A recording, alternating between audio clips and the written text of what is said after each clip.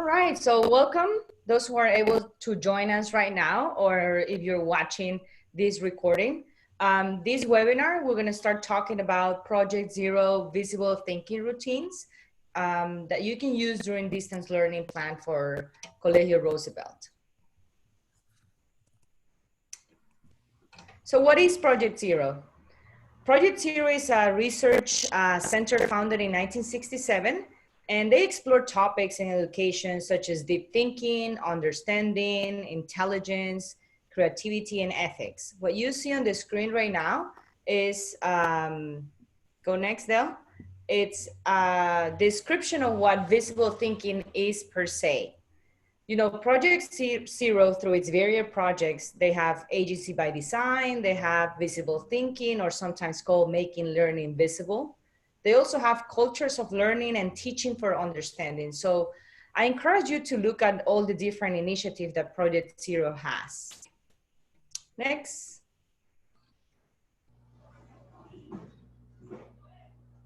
Good thinkers not only know how to think creatively, critically, or deeply, they actually do it. Good thinkers, they have a repertoire of thinking moves to draw on, and they're inclined to use them, and they have a sense in the time when thinking may be helpful. In other words, you become having a habit of observing, analyzing, and questioning. And this is something that I'm going to show you right now. And I wanted to start first to show you end products before we can dig into the resources of visible thinking. So what you see on the screen right now, it's a visible thinking routine I use at the ASA IT Directors Connect sessions. I was co-leading that with the Chief Learning Officer of the ASA region. And we managed to do some different visible thinking routines. And one of those was using Jamboard. Jamboard, it's already included within the G Suite products for education. So Dale, if you can click at the ASA IT Director Connect session. And I want you to think about Jamboard as a flexible, interactive, post-it board. You can get a lot of post-its, different colors, and you just add them. And these could be collaboratively, synchronous, and asynchronous, saying that, yes, maybe you're using this at a live Zoom session, but also you have some students that may need to go back to that, or some students who were unable to connect at that time. So this space will always be open for them to look, to reflect, and to collaborate as well. This is part of the G Suite. And one of the things that I use, a visible thinking routine I use here with the ASA IT directors, was the compass points. Compass points, you have north, south, east, and west. And you normally start from the east, which is the easiest, because you always want to engage the thinking, and you can start with what excites you about X, Y, and Z. And then you move to the west, which are your worries. And then you go to your south and to your north when you're thinking ahead or forecasting more. So this is a great way for you to engage your students. I did this with adults. You can do it with the students. You can do it even when you are your collaborative meetings with your other teachers. How are you planning your next units?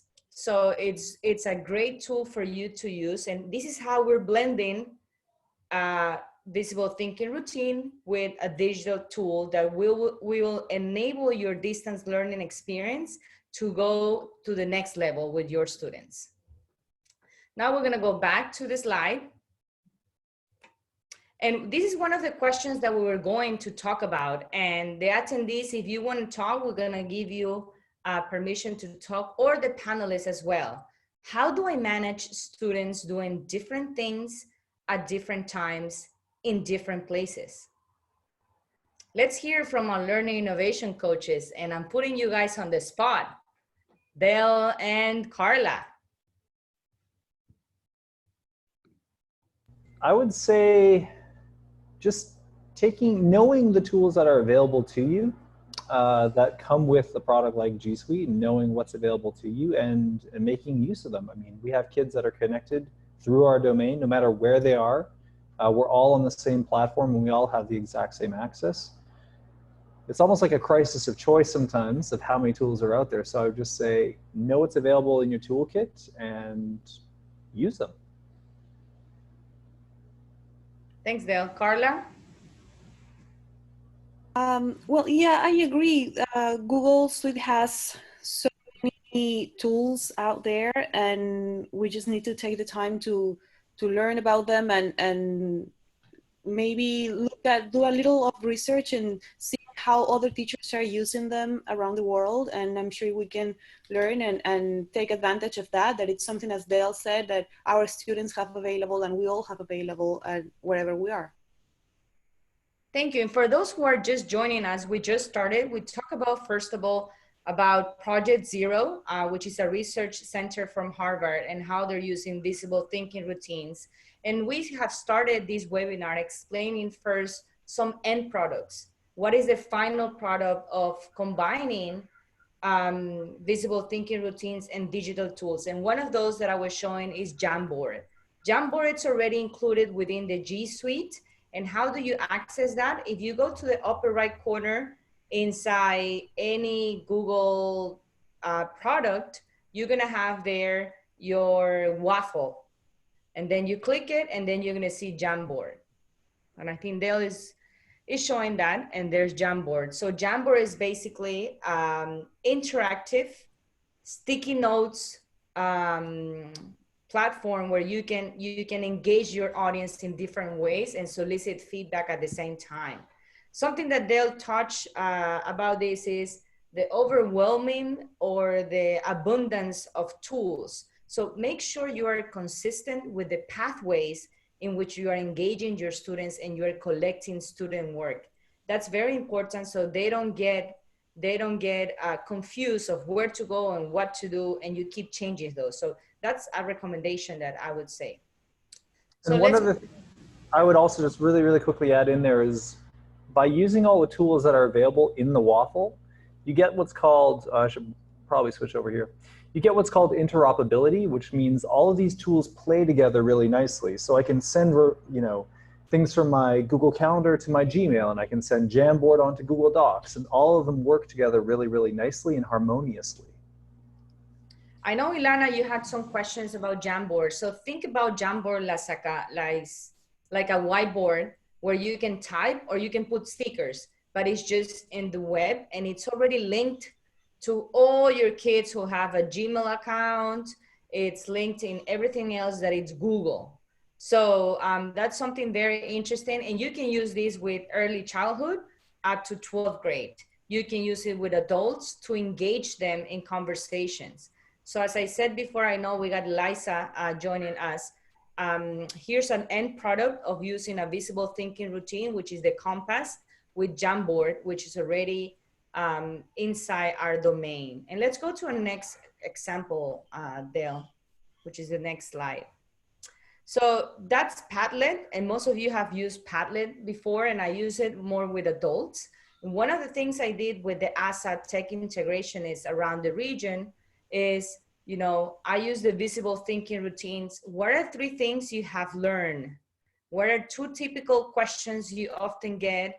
And 1 challenge you or your school are currently facing. So these are the things that I will share and I will use because, again, 2 ways. It's collaborative, it's easy to access, and also you can engage in those conversations live, synchronous or asynchronous. So that's very important in these tools. So I just show you 2 ways where I use visible thinking routines with digital tools. I would just add too that Padlet and Jamboard share some similarities in that they're kind of like online board collaborative spaces, but Padlet allows you to post way more types of artifacts. So PDFs, videos, images, GIFs, all sorts of, pretty much everything that's on the web can be posted to a Padlet, which is really, really helpful. Thanks, Dale. Let's continue. And here's another question that we talk about. It was going to be one of our guiding questions. We had 3, we already covered 1. This is the second one. How do I ensure that the tasks I assign students remotely are worthwhile and will actually produce learning versus just keeping them busy.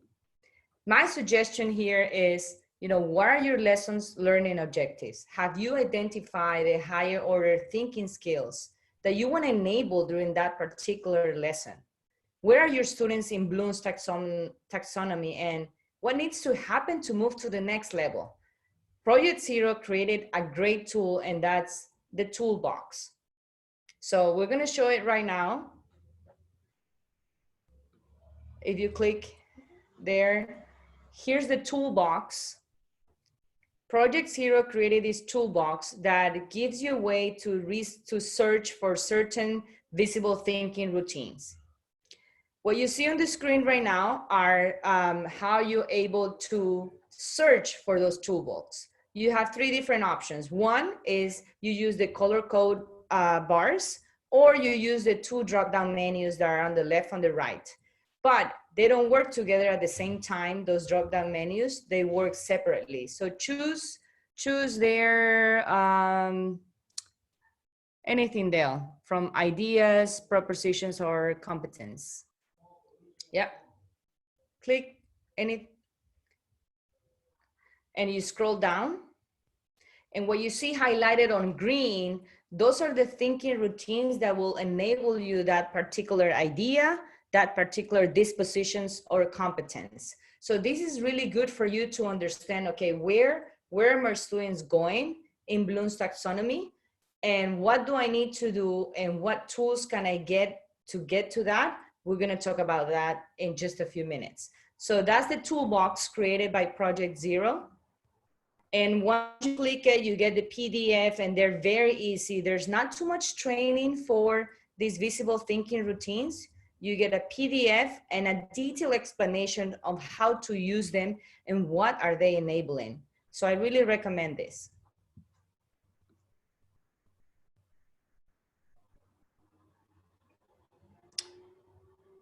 And here we go to our last questions, and that's, how do I explain complex assignments and ideas remotely? I got two more resources for you. One, that it's good for teachers and even for parents or for tutors.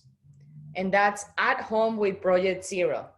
They have created a great resource. If you go there, Dale, it's on the, let me see.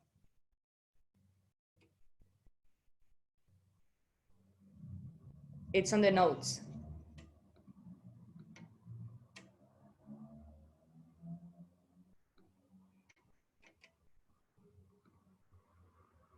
That.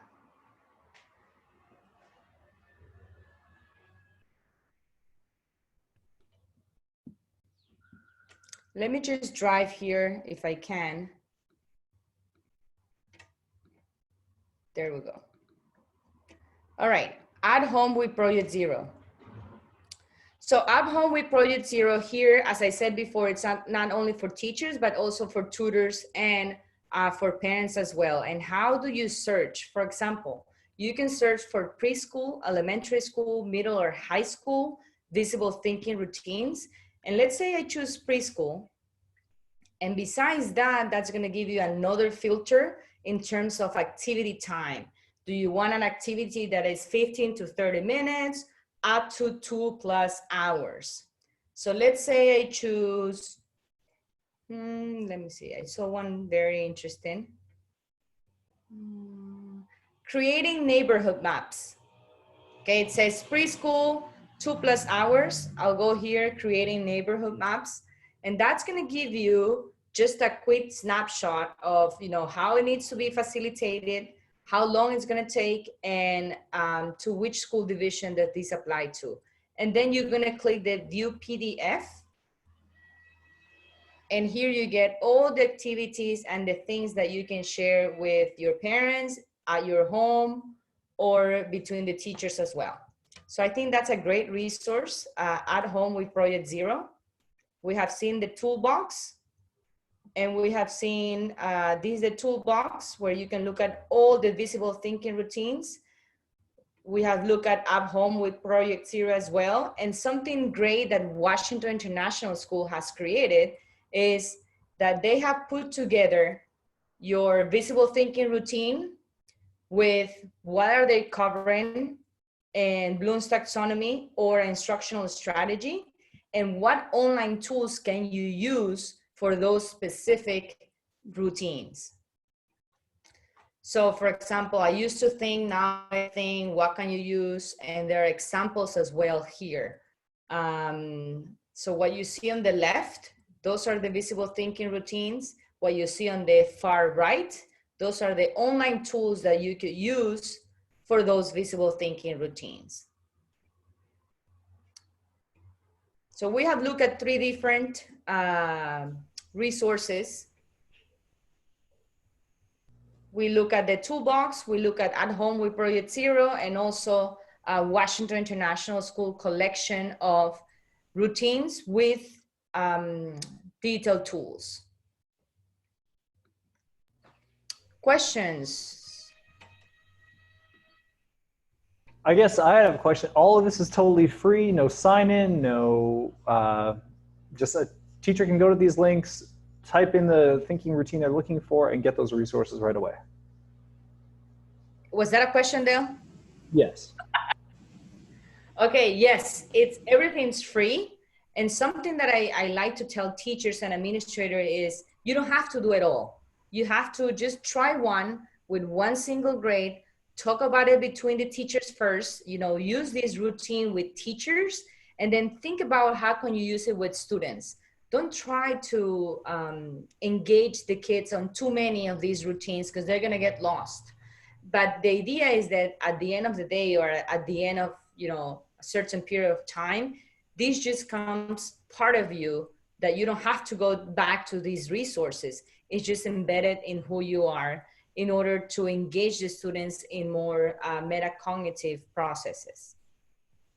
It's also a great resource for just finding kind of quicker ways, well, depending on the one you choose, I suppose, but quicker ways of doing formative assessments and temperature checks within your Zoom meetings to understand, are the kids getting it? Do they feel lost? So it's almost like a resource bank for your formatives as well. Yep. Let's see, Adrian, Ileana, Bina, Elisa, you have any questions? You're allowed to talk. You're just on mute, that's all. Hi, hello. Hi, Adrian. How are you? Yeah, no, thanks for sharing. I will try it. One thing that I'm learning in this process with my student is to iterate, So when we iterate the things and we don't move ahead fast, they understand better.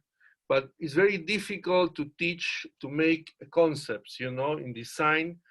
That part is more like a human connection. So digital tools just show me the visual thinking and help me, but the communication or to talk, discuss is very important, But I think though that kind of toolboxes, I will research, because I saw that we can use some things there that can be applied, Where do we can have access to that toolbox? Are you going to send a link or something like that? If you look at the chat, can you look at the chat at the bottom?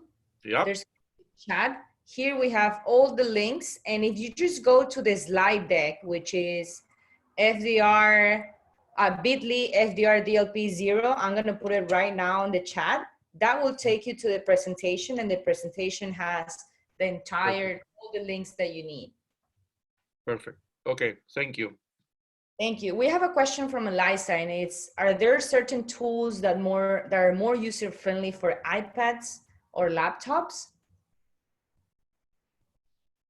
I would say from my personal experience, you can use Jamboard and even Flipgrid on iPads or mobile devices where you can download an app. I don't know if Padlet allows you to do that. Do you know, Dale, Carla, Javier? If Padlet allows you, if there's a Padlet app? Yes. I couldn't say off the top of my head. I was just going to kind of echo what you said about Jamboard, and I think in Eliza's case, especially because for the littler kids, there's a lot less choice on Jamboard. So you have sticky note, drawing, and image, and that might be just enough without having to worry about file types and uploading and whether they're pulling in the right content or not. So I think kind of the more limited choices in Jamboard would be great for younger kids, and the interface is super easy to use. Thank you. And Elisa has raised her hand. Elisa. Yeah, I was just trying to elaborate a little bit more on my question, which was along the lines of like early childhood kids obviously aren't typing and using, it's a lot more difficult for their fingers to move around. So are there, and it sounds like you answered my question that Jamboard is just a much more user-friendly thing for younger kids. Yeah, like I said, I mean, it's less choices, less interface for them to understand. It's got a drag and drop interface. They'd be able to draw with their finger. Or if you wanted to have them do like some limited typing, which might be really tough for the smaller ones, but that would be an option as well. Yeah, I would say, Eliza, that using Jamboard will be great for the Zoom live sessions. Most of these tools are good for synchronous connections more than just asynchronous, because we already have those platforms. So that would be my recommendation as well. Brilliant, thank you. I have a comment that actually goes to something Adrian was mentioning. You're teaching concepts in design. And I think with some of the examples we saw, visible thinking routines, it's a much more, if you want to make sure that kids understood whatever you introduced that week or what you're working on, it's a great way to kind of do a much more meaningful exit ticket, if you know what I mean.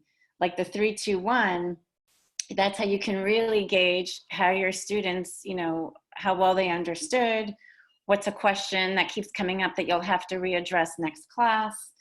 And you get an idea as to like, okay, what kind of challenge are they facing? Do these kids need to meet with me during office hours, or is this something I need to set aside time for in my next class?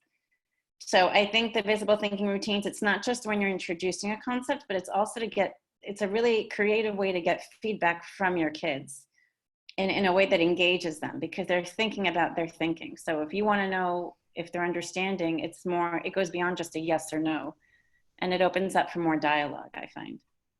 Absolutely, Ileana. And what I have seen is, using these visible thinking routines without technology.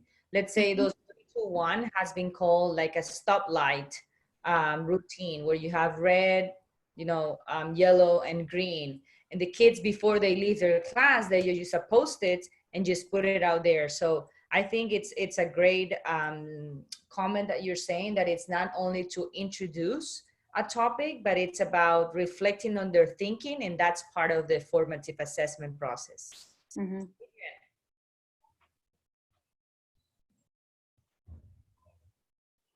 Adrian?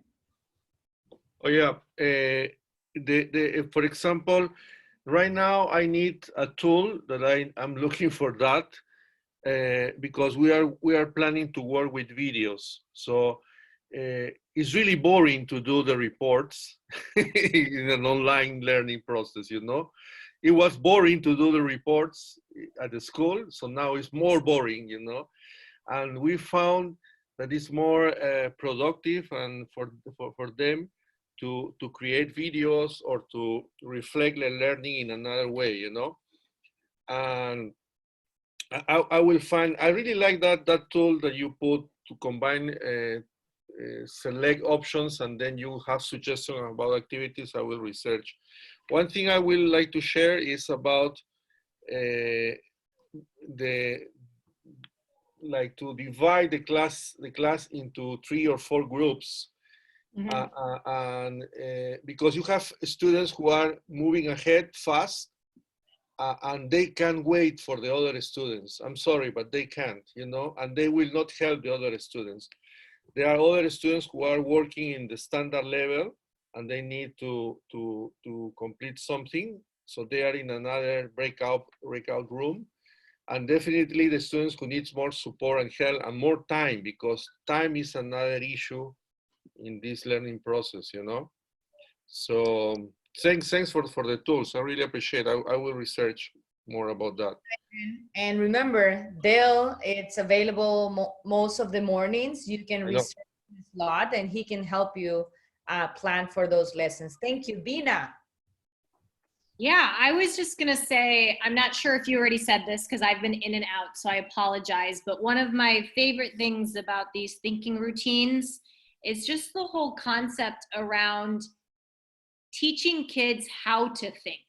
That's why they really started this whole program and came up with all of these ideas, is because how many times in a day does a teacher say, think about this, think and reflect, think and do, think and react, but we never actually teach kids how to think. So these tools, that's the whole idea behind them, is to help kids prioritize, strategize, and use their brains to actually do that whole idea of thinking. So that's just my kind of tip and something that stayed with me. I think that's a great addition to the concept of visible thinking, Bina. And we briefly talk about it, and we talk about metacognition and how this helps not only students, but I would say even teachers think about, you know, how they can forecast or they can project themselves to teach the future units as well.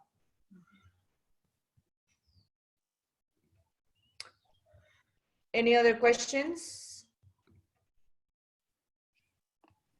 Well, it's 3:30. We're right on time. Thank you very much for those who were coming in this afternoon, and thank you for watching those who are looking at our YouTube channel.